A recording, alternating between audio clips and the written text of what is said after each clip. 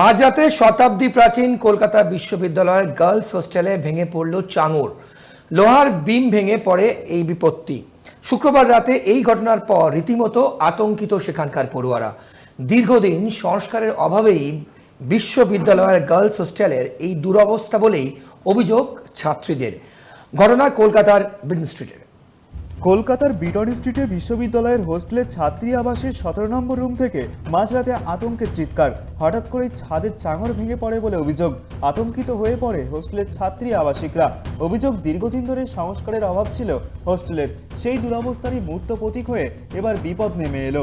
ঘটনার পর girls hostel থেকে ছাত্রীদের অন্য হোস্টেল এবং গেস্ট হাউসে নিরাপদ জায়গায় স্থানান্তরিত করার বিষয়ে আশ্বস্ত করা হয়েছে বিশ্ববিদ্যালয় কর্তৃপক্ষের তরফে। বিশ্ববিদ্যালয়ের হেদু আর গার্লস হোস্টেলে 75 জন ছাত্রী থাকতেন, তাদের সবাইকে অন্যত্র থাকার ব্যবস্থা করা হচ্ছে বলেই দাবি বিশ্ববিদ্যালয়ের। ছাত্রীদের অভিযোগ, এর আগেও এই ধরনের ঘটনা ঘটেছে, তবে হোস্টেল কর্তৃপক্ষ এবং বিশ্ববিদ্যালয় কর্তৃপক্ষকে জানিয়েও মেলেনি কোনো সুরাহা। সামনে তাদের পরীক্ষা, এই ঘটনা ঘটায় মানসিকভাবে ভেঙে পড়েছেন তারা। আগামী সপ্তাহ থেকে পরীক্ষা শুরু, এই সময় অন্যত্র স্থানান্তরিত হওয়ায় পড়াশোনার ক্ষেত্রে সমস্যা তৈরি হবে বলেই মনে করছেন আবাসিকরা।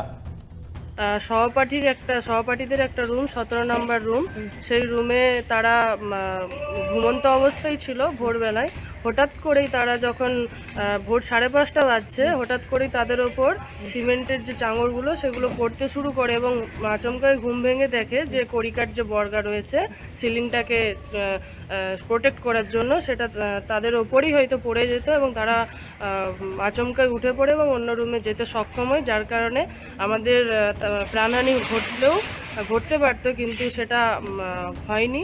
এবং আমরা বিগত 1 বছর ধরে কর্তৃপক্ষকে আমাদের সুপার ম্যাডামের মাধ্যমে জানিয়েছি এইরকম সিলিংগুলো খুলে পড়ছে, সিমেন্টের গুঁড়ো, রঙের গুঁড়ো এই সমস্ত পড়ে চলেছে, মাঝে মধ্যে ঢালাই প্লাস্টার ছেড়েও পড়েছে। ম্যাডামের মাধ্যমে বোর্ড অফ রেসিডেন্সে জানানোর সত্ত্বেও কোনোরকম কোনো পূর্বে ব্যবস্থা নেওয়া হয়নি।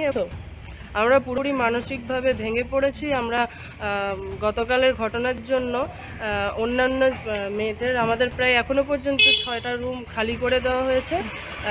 আজকে প্রায় 6 থেকে 7 জন হোস্টেল ছেড়ে দিয়েছে, ক্লিয়ারেন্স নিয়েছে আজকে। এই ঘটনার পর থেকে আতঙ্কিত আবাসিক ছাত্রীরা। তবে এই বিষয়ে বিশ্ববিদ্যালয় কর্তৃপক্ষের তরফে এখনো কোনো প্রতিক্রিয়া মেলেনি। অভ্রদীপ দাসের report, tribe TV Bangla, Kolkata.